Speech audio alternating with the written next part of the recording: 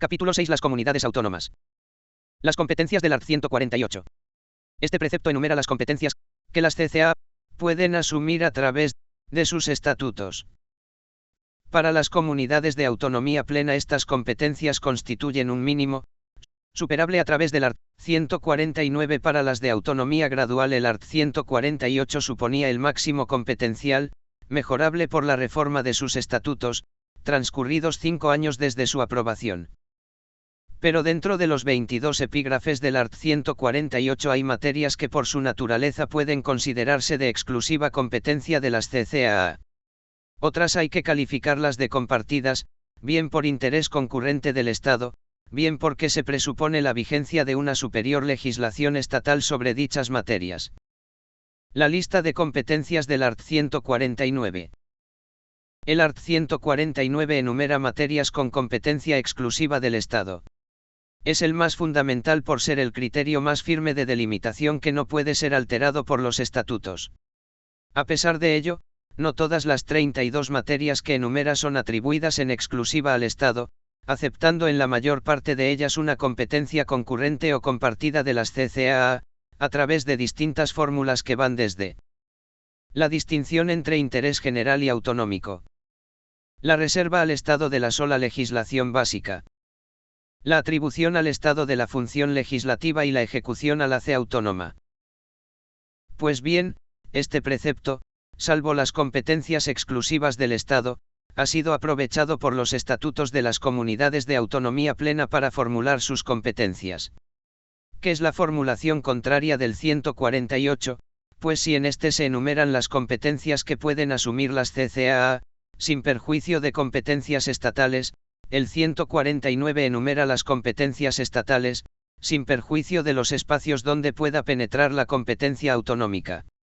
Y lo mismo que en las materias del 148 las hay de inequívoca y exclusiva naturaleza autonómica, en el art. 149 las hay inequívocas estatales que no admiten concurrencia, def nacional, relaciones intern.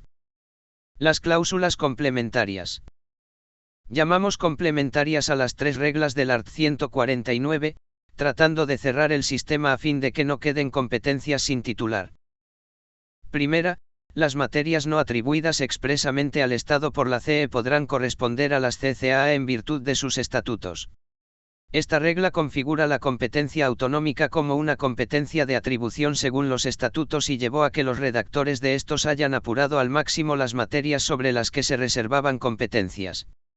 No todas las CA han de tener las mismas competencias, pues dependerá esencialmente de lo que establezcan sus respectivos estatutos de autonomía. Segunda, las competencias sobre las materias que no se hayan asumido por los estatutos son del Estado. Tercera, en caso de conflicto, prevalecen normas estatales si no se han asumido competencias, las normas del Estado prevalecerán en caso de conflicto sobre las de las CCAA en todo lo que no esté atribuido a la exclusiva competencia de estas. Se comprende el interés en calificar de competencias exclusivas al mayor número de materias. El sistema del artículo 149.3 se cierra con la cláusula de supletoriedad del derecho estatal con respecto al derecho de las CCAA. El derecho estatal será, en todo caso, supletorio del derecho de las CCAA. La delimitación competencial hasta aquí referida no constituye un sistema inalterable y definitivo, pues el art. 150 de la CE establece 2 posibles formas extraestatutarias de ampliación de las competencias autonómicas. La primera sobre competencias legislativas estatales que pueden ser atribuidas a todas o algunas de las CCAA, para que éstas dicten por sí mismas las normas legislativas oportunas en el marco de los principios, bases y directrices fijados por una ley estatal. Esta ley marco determinará la forma de control de las Cortes Generales sobre las normas legislativas de las CCAA, sin perjuicio de la competencia de los tribunales. El Estado podrá transferir o delegar, mediante ley orgánica, facultades en materias de titularidad estatal que por su naturaleza sean susceptibles de transferencia o delegación. La ley proveerá en cada caso la transferencia de medios financieros, así como las formas de control que se reserve el Estado. Las formas extraestatutarias, previstas en la Constitución, para poder atribuir, o para ampliar en ciertos casos, las competencias a las CCAA son 2, las leyes marco y las leyes de transferencia o delegación. Materias y funciones. Los preceptos constitucionales de delimitación de competencias, arts. 148 y 149 CE, hacen el reparto atendiendo a los objetos o materias, por ejemplo, turismo, obras públicas, agricultura, etc., pero sin delimitar cuáles de las diversas funciones públicas, legislativas, ejecutivas o judiciales, se han de ejercitar sobre aquellas. Por ello, interesa hacer algunas precisiones generales. Función legislativa. Sobre la atribución de la función legislativa se discutió si correspondía solo a las comunidades de autonomía plena o todas tenían la plenitud de esta función. La tesis restrictiva contempla solamente para las primeras la creación de una asamblea legislativa elegida por sufragio universal, deduciéndose del modesto nivel competencial de las comunidades de autonomía inferior o gradual, que no les correspondía incluir en su organización una asamblea legislativa ni, por ende, ostentar ese tipo de función. Pero esta tesis ha sido superada por los estatutos de estas comunidades de autonomía gradual que han asumido competencias legislativas e incluido en su organización la correspondiente asamblea legislativa. En cuanto a la posibilidad de dictar decretos legislativos hay que atender a lo que digan los respectivos estatutos, pues unos admiten y otros no esa posibilidad de que la asamblea faculte al órgano superior ejecutivo para dictar por delegación normas con rango de ley. En todo caso, parece claro que los ejecutivos autonómicos no pueden dictar decretos leyes ante la ausencia de expresas previsiones estatutarias. Función ejecutiva. Dentro de las funciones ejecutivas no hay reserva alguna para entender que incluye la potestad reglamentaria, ni en ejecución de las leyes autonómicas ni en materia de organización. Respecto a las actividades de ejecución propiamente dichas, los estatutos suelen precisar su alcance a través de su automática asignación como consecuencia de la atribución de otras actividades complementarias, o bien a través de su enumeración específica como tales competencias de ejecución. Conviene precisar que las competencias ejecutivas encuentran su delimitación en los acuerdos de transferencias realizados por las comisiones mixtas del Estado y de las CCAA, previstos en las disposiciones transitorias de los estatutos, y que se aprueban por RD. A partir de estos será posible determinar el alcance del ámbito de gestión realmente asumido por la comunidad autónoma, y en otros si el Estado se ha reservado o no la administración directa. En todo caso, si la CE reserva íntegramente al Estado la función legislativa, las competencias meramente ejecutivas de las CCAA no desplazan la intervención estatal dirigida a velar por el interés general. Los límites de la autonomía. La medida real del autogobierno de las CCAA depende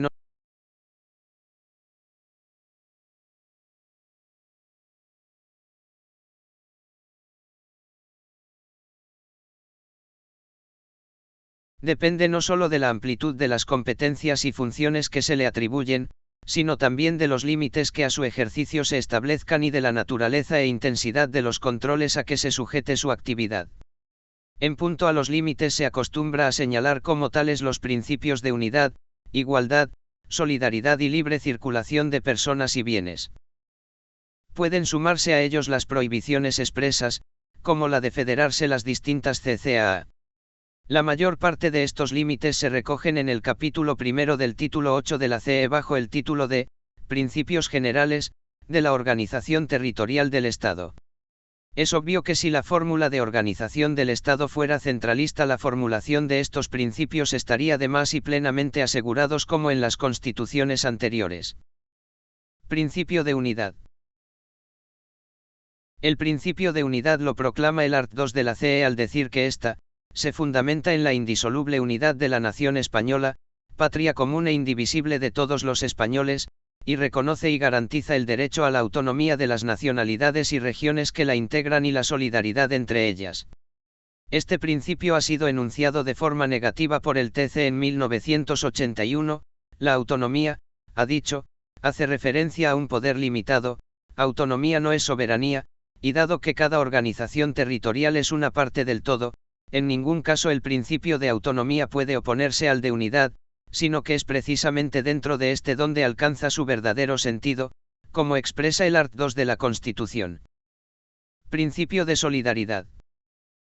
El principio de solidaridad, además de su proclamación en el citado art. 2, se recoge en otros preceptos constitucionales y en algunos estatutos. El art. 138 lo impone como obligación del Estado, que debe garantizar un equilibrio económico adecuado y justo entre las diversas partes del territorio español, atendiendo en particular a las circunstancias del hecho insular. También, dentro de un entendimiento economicista, la solidaridad condiciona el alcance de la autonomía financiera de las CCAA y es criterio justificativo de la existencia y ulterior reparto del Fondo de Compensación Interterritorial. Principio de igualdad. El principio de la igualdad, invocado en diversos preceptos constitucionales y con diversos fines, encuentra a nuestros efectos una de las formulaciones más rotundas en los arts. 138 y 139, como contrapunto a la tendencia descentralizadora y, por tanto, desuniformizadora que el Estado de las autonomías comporta, igualdad o uniformidad, que fue justamente una de las justificaciones y logros del Estado centralista. Su formulación, ahora como un límite a la autonomía, se hace en dos planos. Con referencia a los estatutos, las diferencias entre los estatutos de las distintas CCAA no podrá implicar, en ningún caso, privilegios económicos y sociales. Para corregir las desigualdades que pueda comportar la nueva división territorial, todos los españoles tienen los mismos derechos y obligaciones en cualquier parte del territorio nacional. En el plano de las aplicaciones concretas, este principio no resulta sencillo conciliarlo con el principio de variedad que el Estado autonómico también persigue. Como advierte el TC en la sentencia de 1981, el principio de igualdad no puede ser entendido en modo alguno como una rigurosa y monolítica uniformidad del ordenamiento de la que resulte que en igualdad de las circunstancias, en cualquier parte del territorio nacional, se tienen los mismos derechos y obligaciones, puesto que la potestad legislativa que las CCAA gozan hacen potencialmente de nuestro ordenamiento una estructura compuesta, por obra de la cual puede ser distinta la posición jurídica de los ciudadanos en las distintas partes del territorio. El TC ha establecido el impreciso criterio de la razonabilidad, señalando que serían contrarias al principio de igualdad aquellas normas o decisiones autonómicas que implican una diferencia no justificada, o que no tienen justificación razonable, lo que remite a un análisis de cada caso concreto. Principio de libertad de circulación de las personas y bienes. Como una concreción del principio de igualdad puede entenderse el de libertad de circulación de las personas y bienes, que constituyó uno de los fines esenciales del Estado centralista que consiguió liquidar las aduanas interiores y otros obstáculos. Su formulación general como límite a la autonomía se hace ahora en el artículo 139.2 de la Constitución en términos categóricos: ninguna autoridad podrá adoptar medidas que directa o indirectamente obstaculicen la libertad de circulación y establecimiento de las personas y la libre circulación de los bienes en todo el territorio. Por su parte, el artículo 157.2 hace una aplicación concreta referida a la potestad tributaria de las CCAA, prohibiendo que puedan adoptar medidas tributarias sobre bienes situados fuera de su territorio o que supongan obstáculo para la libre circulación de mercancías y servicios. Limitación a la capacidad negocial de las CCAA. En el catálogo de limitaciones a la autonomía hay que incluir las limitaciones a la capacidad negocial de las CCAA por el art. 145 de la Constitución, que comienza por prohibir su federación. Sobre los convenios que éstas puedan celebrar entre sí, el precepto distingue los que tengan por objeto la gestión o prestación de servicios, remitiendo a los estatutos la previsión de los supuestos y términos en que puedan celebrarse, así como el carácter y efectos de la correspondiente comunicación a las Cortes Generales. Para los restantes se exige la autorización de las Cortes Generales. Limitación sobre la función legislativa de las CCAA. Por último, y dentro del capítulo de limitaciones, hay que consignar las que pueden suponer sobre la función legislativa de todas las CCAA, las leyes de armonización previstas en el artículo 150.3 de la CE por razones de interés general, apreciado por mayoría absoluta de ambas cámaras. En ese supuesto, el Estado podrá dictar leyes que establezcan los principios necesarios para armonizar las disposiciones normativas de las CCAA, aun en el caso de materias atribuidas a la exclusiva competencia de estas, cuando así lo exija el interés general. corresponde a las Cortes Generales, por mayoría absoluta de cada Cámara, la apreciación de esta necesidad. El control. Clases.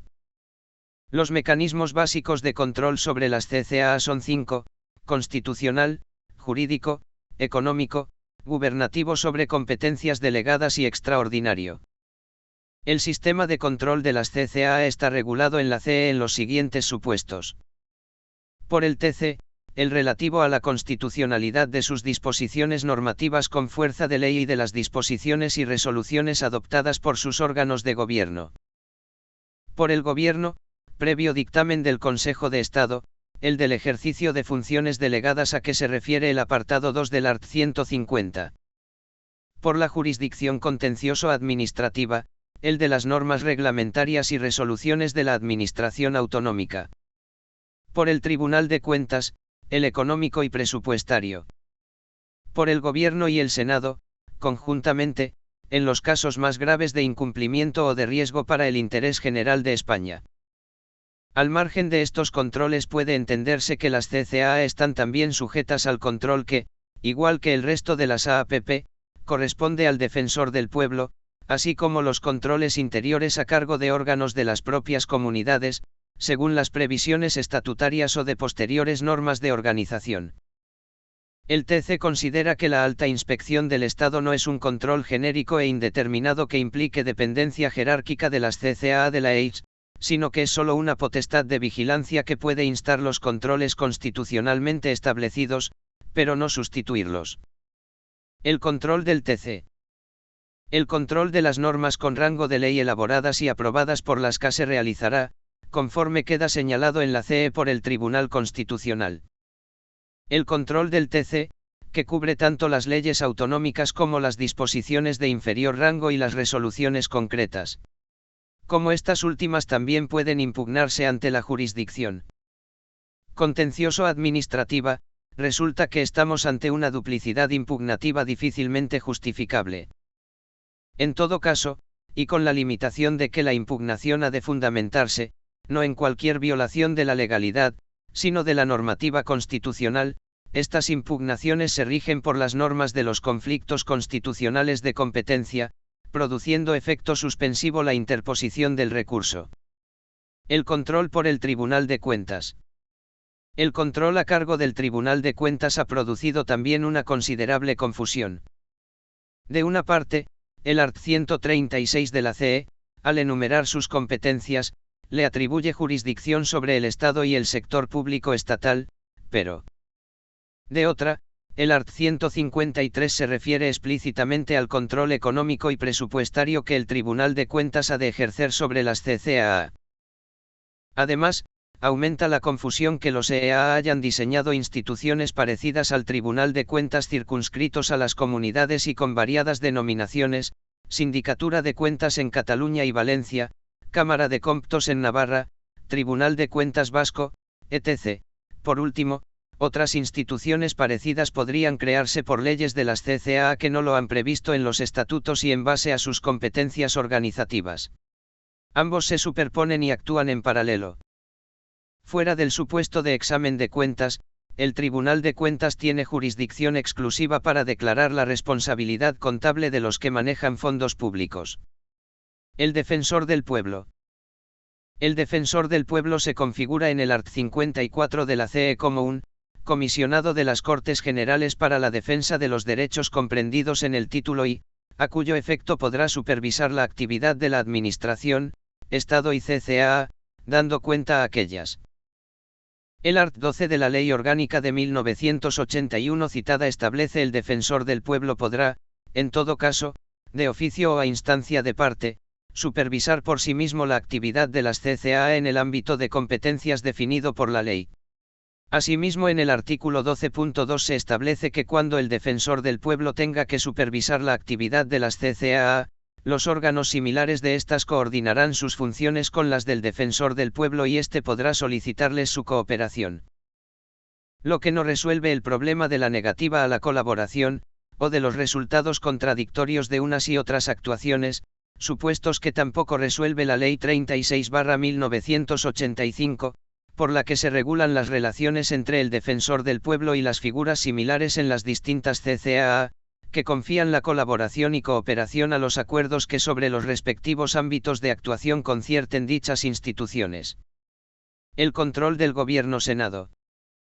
También crea problemas por la falta de precisión con que está regulado el control extraordinario a cargo del Gobierno y el Senado, previsto en el art. 155 de la CE para los supuestos en que una comunidad autónoma no cumpliere las obligaciones que le impusiere la Constitución u otras leyes, o actuare de forma que atentase al interés general de España.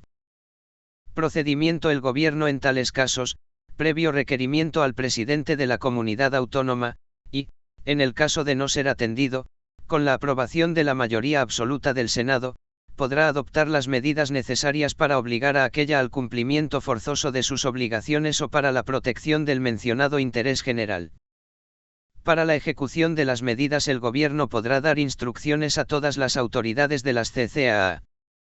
La vaguedad de nuestro texto, que solo habla de las medidas necesarias, por lo que no es posible saber si en estas se comprende la propia disolución de los órganos de la comunidad infractora. Parece que no inicialmente, ya que el Gobierno puede dar las instrucciones a todas las autoridades, convirtiendo la relación de autonomía en jerarquía. Solo en último caso se disolverían los órganos de la comunidad. El delegado del Gobierno y el deber de información. El correcto ejercicio de las responsabilidades de control y coordinación que tiene a su cargo el Estado presuponen un conocimiento de la actividad de las CCAA. La CE no ha establecido este deber de forma específica, aunque puede verse implícito en algunos preceptos constitucionales, como la calificación de exclusiva de la competencia del Estado en materia estadística, si bien solo referida a los fines de este.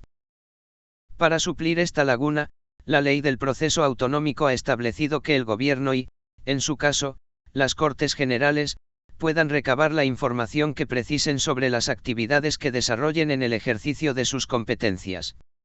La obtención de información y el deber de suministrarla ha generado también la necesidad de crear o especializar determinados órganos en esta tarea. Así se ha creado una comisión de seguimiento de las CCAA en el Ministerio de AAPP y se ha hecho del delegado del Gobierno en las CCAA el máximo responsable de esta función. En este sentido, la ley precisa que aquel facilitará al Consejo de Gobierno de la Comunidad Autónoma y, a través de él, a su Asamblea Legislativa la información que precisen para el mejor ejercicio de sus competencias. Asimismo, los organismos de la Administración de la Comunidad Autónoma facilitará al delegado del Gobierno la información que éste solicite, a través del presidente de la Comunidad Autónoma, para el mejor cumplimiento de sus fines. Control de estabilidad presupuestaria y de la sostenibilidad económica. El gran déficit de nuestras AAPP ha sido determinante para la aprobación de la Ley Orgánica 2/2012 de Estabilidad Presupuestaria y Sostenibilidad Financiera. Resulta de aplicación al Estado, las comunidades autónomas, las corporaciones locales y la seguridad social, consecuencia a su vez de la reforma en 2011 del art. 135 de la CE, introduciendo una regla fiscal que limita el déficit público de carácter estructural en nuestro país y limita la deuda pública al valor de referencia del TFUE. Los tres objetivos de la Ley Orgánica 2/2012 son: garantizar la sostenibilidad financiera de las AAPP. Fortalecer la confianza en la estabilidad de la economía española. Y reforzar el compromiso de España con la UE en materia de estabilidad presupuestaria. Todas las AAPP, del Estado, CCAA, C-locales y SS, deben presentar equilibrio o superávit, sin que puedan incurrir en déficit estructural, salvo en las situaciones excepcionales tasadas en la ley, catástrofes naturales, recesión económica o emergencia extraordinaria, situaciones que deberán ser apreciadas por la mayoría absoluta del Congreso de los Diputados. Se incorpora la regla de que el gasto de las AAPP no podrá aumentar por encima de la tasa de crecimiento de referencia del PIB. Esta regla se completa con el mandato de que cuando se obtengan mayores ingresos de los previstos, esto no se destinen a financiar nuevos gastos, sino que los mayores ingresos se destinen a una menor apelación al endeudamiento. Se fija el límite de la deuda de las AAPP no podrá superar el 60% PIB establecido en la normativa europea, y se establece la prioridad absoluta de pago de los intereses y el capital de la deuda pública frente a cualquier otro tipo de gasto. Cada administración pública deberá establecer la equivalencia entre el presupuesto y la contabilidad nacional, ya que esta es la información que se remite a Europa para verificar el cumplimiento de nuestros compromisos en materia de estabilidad presupuestaria.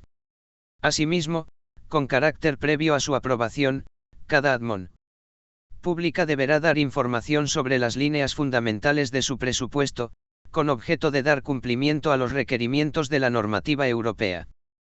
En cuanto a la gestión presupuestaria, se refuerza la planificación a través de la definición de un marco presupuestario a medio plazo, que se ajusta a las previsiones de la Directiva de Marcos Presupuestarios. Como novedad importante, la ley extiende la obligación de presentar un límite de gasto, hasta ahora solo previsto para el Estado, a las CCAA y a las corporaciones locales, así como la dotación en sus presupuestos de un fondo de contingencias para atender necesidades imprevistas y no discrecionales. Por último, se regula el destino de superávit presupuestario, que deberá aplicarse a la reducción de endeudamiento neto, o al fondo de reserva en el caso de la seguridad social. En caso de incumplimiento del plan económico financiero, la administración responsable deberá aprobar automáticamente una no disponibilidad de créditos y constituir un depósito. Finalmente, en los supuestos de no adoptarse por las CCAA los acuerdos de no disponibilidad o de no acordarse las medidas propuestas por la comisión de expertos, la ley habilita al amparo del art. 155 de la CE a la adopción de medidas para obligar a su cumplimiento forzoso.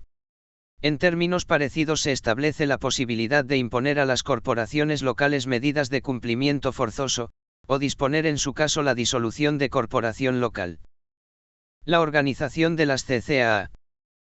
La CE de 1978 ha sido muy parca en materia de organización autonómica.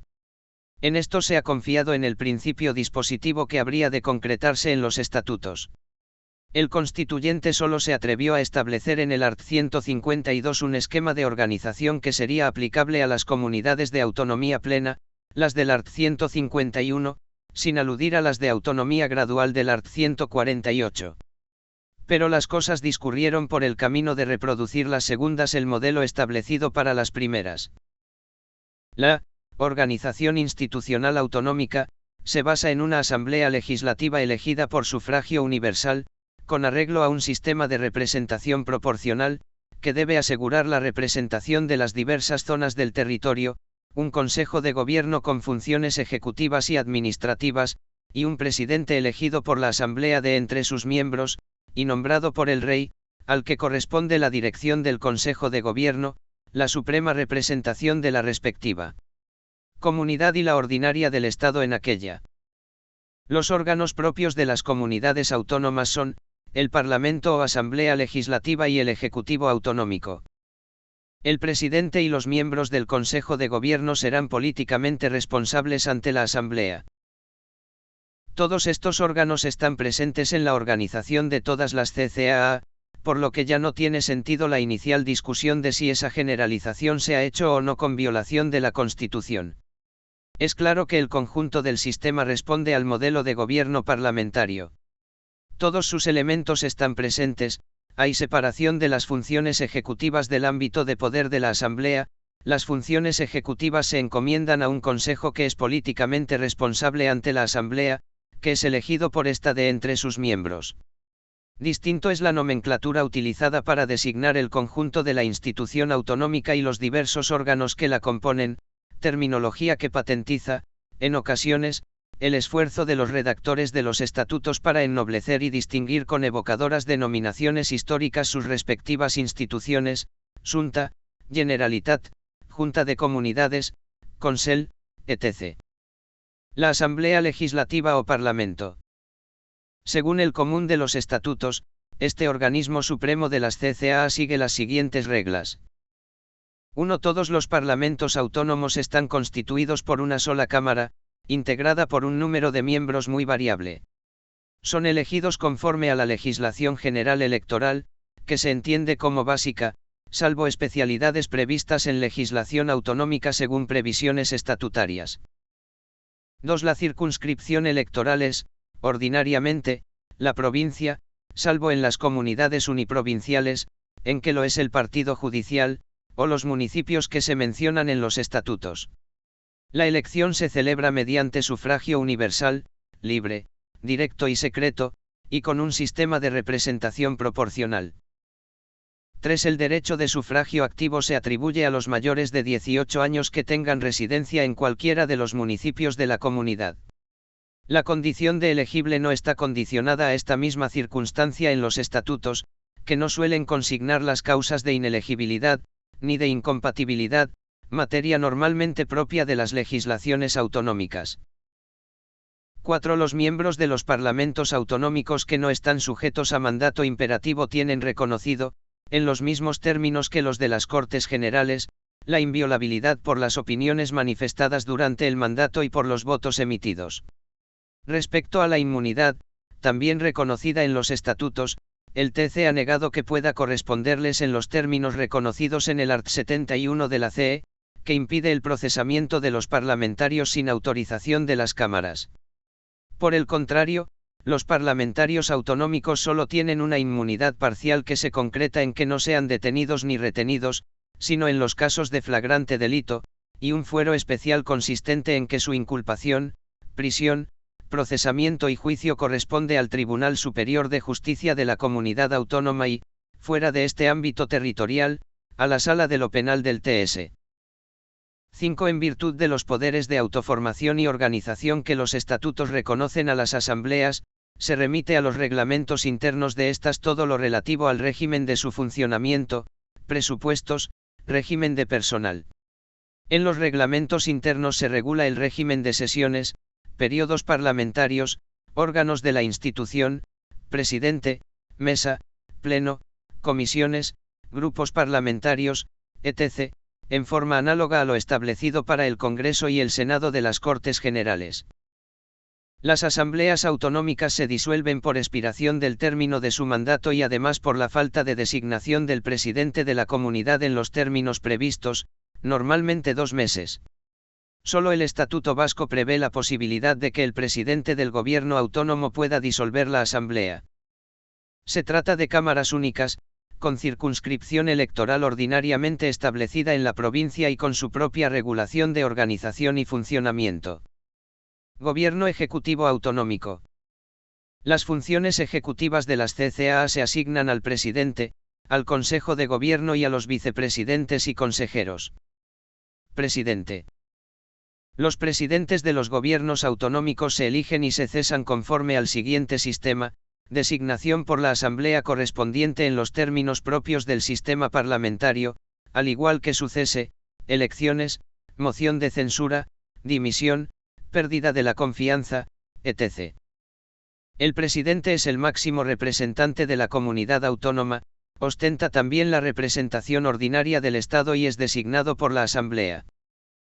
Las atribuciones del presidente son las de designar y cesar a los miembros del Consejo de Gobierno, dirigirlo, coordinar sus actuaciones y, en general, todo lo que comporta la dirección política y la jerarquía superior de la administración autonómica. El cargo es incompatible con cualquier otra función pública o privada y disfruta de los honores correspondientes a su posición, tratamiento de excelencia, precedencia sobre cualquier otra autoridad de la comunidad, utilización de banderín, etc. En cuanto a los derechos, además de los emolumentos que le corresponden, en algunas comunidades se les reconoce una pensión vitalicia tras el cese. Consejo de Gobierno. El Consejo de Gobierno reproduce normalmente el esquema del Gobierno de la Nación y se le asignan las funciones propias de este a nivel autonómico: iniciativa legislativa, ejercicio de la potestad reglamentaria, dirección política, control de la administración, etc. El número de consejeros es variable y, lógicamente, inferior a los de los ministros del Gobierno de la Nación, a cuyo estatus se asemejan aquellos. En este sentido, su nombramiento y cese dependen del presidente y tienen a su cargo un ramo del sector de la administración autonómica, ejerciendo en ella potestad reglamentaria y la dirección administrativa. Respecto al modelo de administración, y pese a las posibilidades inicialmente abiertas de instaurar un sistema de administración indirecta apoyándose en el aparato administrativo de las entidades locales, casi todas las CCA han optado por dotarse de una organización propia que repite miméticamente la organización estatal con sus niveles centrales de departamentos, direcciones y subdirecciones generales, periférico, con delegaciones provinciales de las consejerías, y también de una administración institucional que es copia de las diversas fórmulas previstas en la ley de las entidades estatales autónomas. Esta solución, que duplica organismos y funcionarios, ha sido consecuencia del sistema de transferencias de servicios. Los excesos son manifiestos y no hay justificación para esta reproducción en cada una de las 17 CCA del modelo de administración del Estado y, con él, de sus presuntos vicios burocráticos. Efectos del sistema autonómico sobre la organización del Estado. Determinadas instituciones estatales no integradas en la administración del Estado aparecen influenciadas con motivo de la nueva organización territorial del poder. Son: el Senado. En los estados federales el Senado representa a los distintos estados miembros como Cámara de Representación Territorial integrada por parlamentarios designados por aquellos y con vocación de atender asuntos de estructura federal.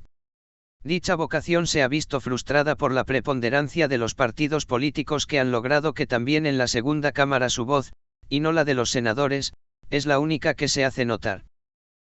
Nuestros constituyentes pretendieron también configurar el Senado como Cámara de Representación Territorial, artículo 69.1, c, integrando en ella a 4 senadores por provincia, 2 por las poblaciones de Ceuta y Melilla y un senador más para cada CCA y uno más por cada millón de habitantes de su respectivo territorio. Sus atribuciones son más bien escasas. Participar en la autorización de los convenios entre CCA. Participar en el reparto del Fondo de Compensación Territorial. Aprobación de las medidas que Gobierno adopte para obligar a las CCA al cumplimiento forzoso de sus obligaciones o para proteger el interés general vulnerado por aquellas. Que la proclamación del Senado como Cámara de Representación Territorial no se corresponda con la realidad se debe a que en el momento constituyente no se podía valorar cuál sería la verdadera dimensión del Estado de las autonomías. Organización judicial y comunidades autónomas. Salvaguardando la unidad judicial e independencia del Poder Judicial, el artículo 152.1 dispuso que el TSJ culminara la organización judicial en el ámbito territorial de las CCA y que las sucesivas instancias se agotan ante los órganos radicados en la propia CCA en que radique el órgano competente en primera instancia. Así, la LOPI es ciertamente respetuosa con el principio de unidad judicial, pero al adaptarse a las exigencias del sistema autonómico surgen los desequilibrios propios de este sobre la planta y organización de los tribunales, sustituyéndose la división propia de las audiencias territoriales por la de los TSJ, que acomodan ahora su denominación y competencias al mapa autonómico. Capítulo 7. El municipio. Estructura y organización. Niveles de organización territorial.